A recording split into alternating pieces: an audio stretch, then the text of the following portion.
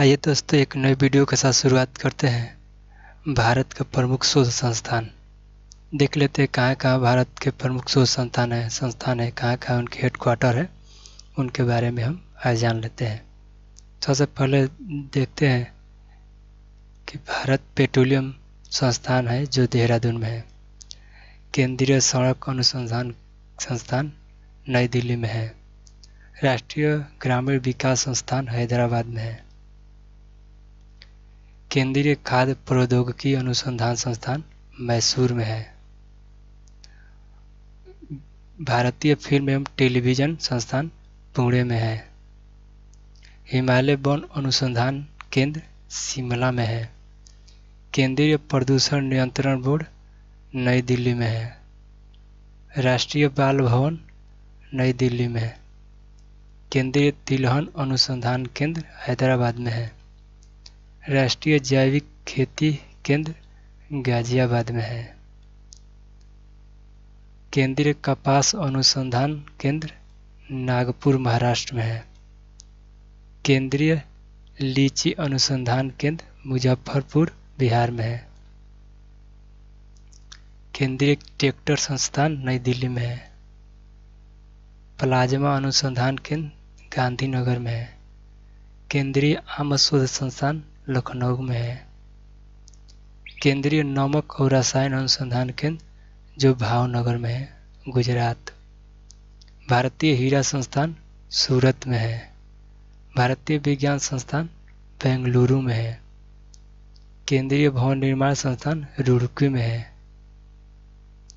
केंद्रीय चीनी अनुसंधान केंद्र कानपुर में है। और आगे देख लेते हैं। भारतीय आयुर्विज्ञान नई दिल्ली में है, नई दिल्ली एम्स में है। केंद्रीय नारियल अनुसंधान संस्थान केरल में है। डीजल लोकोमोटिव वर्क वाराणसी में है। भारत के कृषि अनुसंधान संस्थान नई दिल्ली में है। केंद्रीय गन्ना अनुसंधान संस्थान लखनऊ में है। और आगे देख लेते हैं।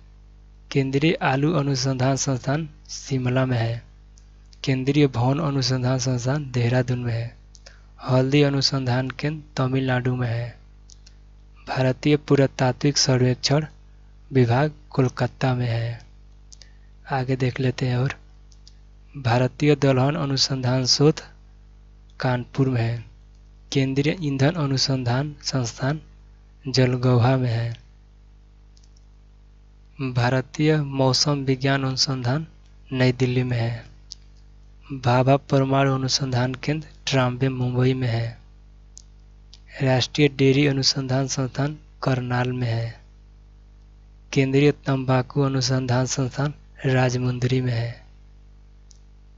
केंद्रीय चमड़ा अनुसंधान संस्थान चेन्नई में है। केंद्रीय औषधि अनुसंधान संस्थान लखनऊ में है। भारतीय मौसम वेधशाला पुणे में है। केंद्रीय वन अनुसंधान संस्थान पणजी और लखनऊ दोनों जगह है। और राष्ट्रीय मस्तिष्क अनुसंधान संस्थान गुड़गांव में है। केंद्रीय चावल अनुसंधान संस्थान कटक में है। ये रहा अनुसंधान संस्थान। अब देख लेते हैं कुछ प्रमुख शास्त्रीय नृत्य। शास्त्रीय नृत्य 8 है। देख लेते हैं कहाँ कौन कौन से हैं। भरतनाट्यम ये तमिलनाडु में है। जो भरतनाट्यम नृत्य कहते हैं तमिलनाडु में कहते हैं। मोहिनीअट्टम केरल में होता है। कथक उत्तर प्रदेश का है। उड़ीसी के है। ओडिसी उड़ीसा का है। और मणिपुरी मणिपुर का है। कुचिपुड़ी आंध्र प्रदेश का है। सत्रिया असम का है। कथकली केरल का है।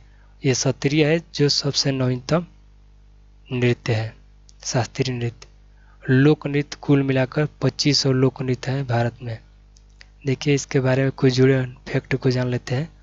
शास्त्रीय नृत्य का वर्णन नाट्य शास्त्र से मिलता है, जिसे भरत मुनि ने लिखा है। उसे पंचम वेद कहते हैं। जो शास्त्रीय नृत्य का वर्णन है वो नाट्य शास्त्र से मिलता है, जिसे भरत मुनि ने लिखा है। उसे पंचम वेद भी कहते हैं। सबसे प्राचीनतम नृत्य जो है, सबसे पुराना, वो भरतनाट्यम है। और उसके बारे में कुछ जान लेते हैं। सबसे नया शास्त्रीय नृत्य शास्त्रीय है। इसके फाउंडर श्रीमंता शंकर देव है। इसको शास्त्रीय नृत्य में 2000 में शामिल किया गया है।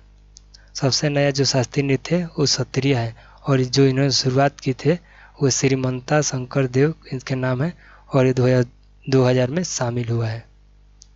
देख लेते हैं भरतनाट्यम करने वाले कुछ कुल कलाकार हैं, जैसे कोमल वर्धन, गोविंद, शांता, धनंजय, मीनाक्षी, श्रीनिवासन, गीता, चंदन, आनंद, शंकर, जयंत, बहुत से ऐसे कलाकार हैं। ये मुख्य कलाकार हैं, उनके बारे में हम बता दिए। कुछ कलाकारों के बारे में देख लेते हैं, जैसे यामिनी कृष्णमूर्ति के बारे में हम देख लेते हैं।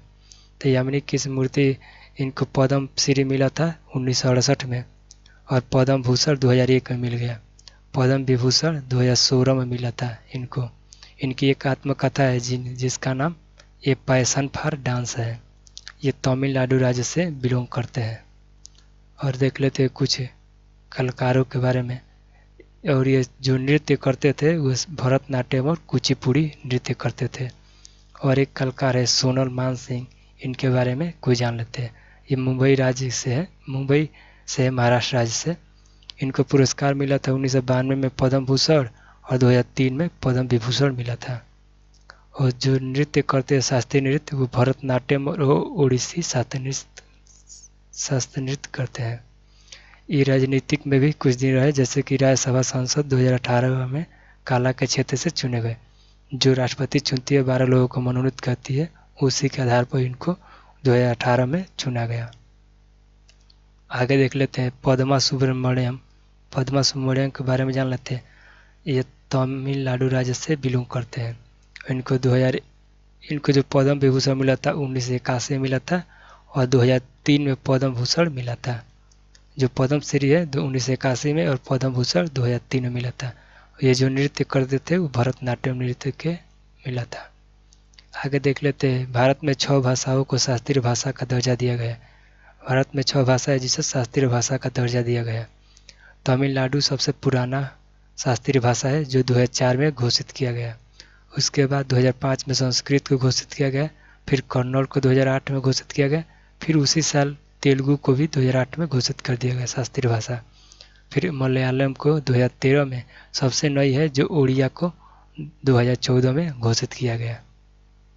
ये रहा कुछ वीडियो, जीके के वीडियो के बारे में हम जानकारी दे दिए। ऐसे ही नए नए वीडियो आते रहेंगे, आप हमारे चैनल को देखते रहिए।